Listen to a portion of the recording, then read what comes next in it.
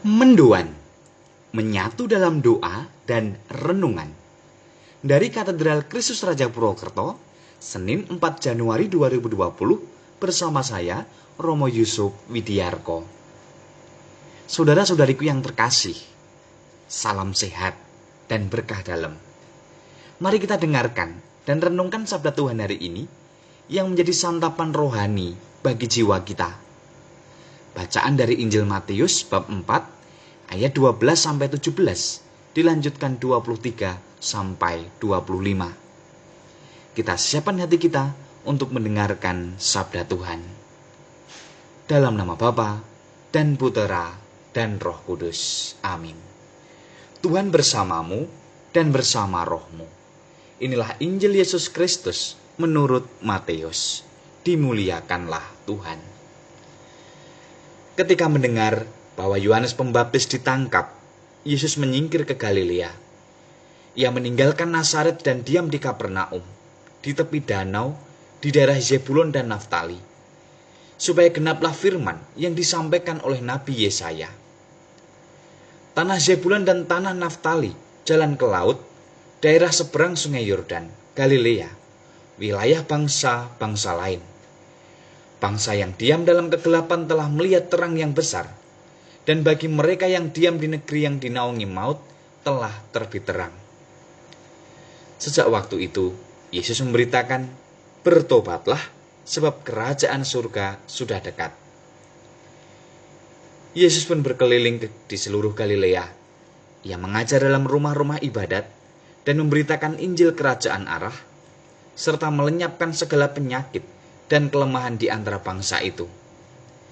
Maka tersiarlah berita tentang dia di seluruh Syria, dan dibawalah kepadanya semua orang yang buruk keadaannya, yang menderita pelbagai penyakit dan sengsara, yang kerasukan, yang sakit ayan dan lumpuh, lalu Yesus menyembuhkan mereka. Maka orang banyak berbondong-bondong mengikuti dia. Mereka datang dari Galilea dan dari Dekapolis, dari Yerusalem, dari Yudea, dan dari seberang sungai Yordan. Demikianlah Injil Tuhan. Terpujilah Kristus.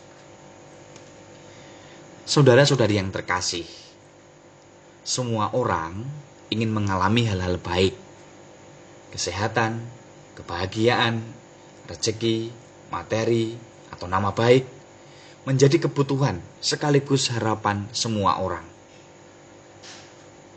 Namun hidup ini tidak hanya terisi dengan hal-hal baik saja. Hal-hal buruk pun ada, dan tak ada orang yang bisa luput daripadanya. Saat hal-hal buruk itu datang, kita butuh kekuatan yang lebih untuk bisa menerima dan menghadapinya. Injil hari ini mengisahkan awal karya publik Yesus. Injil juga mencatat, dibawalah kepadanya semua orang yang buruk keadaannya.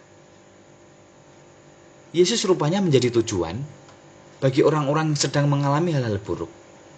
Mereka yakin Yesus bisa mengubah hal buruk menjadi hal baik. Saudara-saudari, itu pula yang semoga menjadi keyakinan hidup kita. Yesus Tuhan kita bisa menolong, bisa kita andalkan.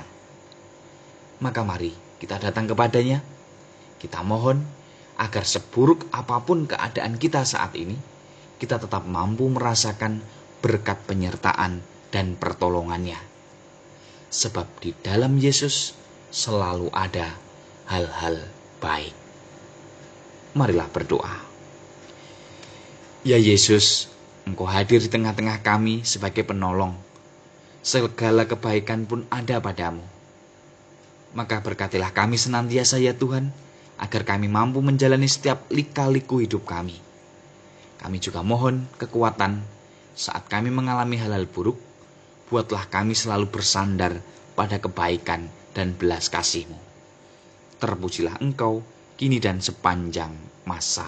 Amin. Tuhan bersamamu dan bersama rohmu.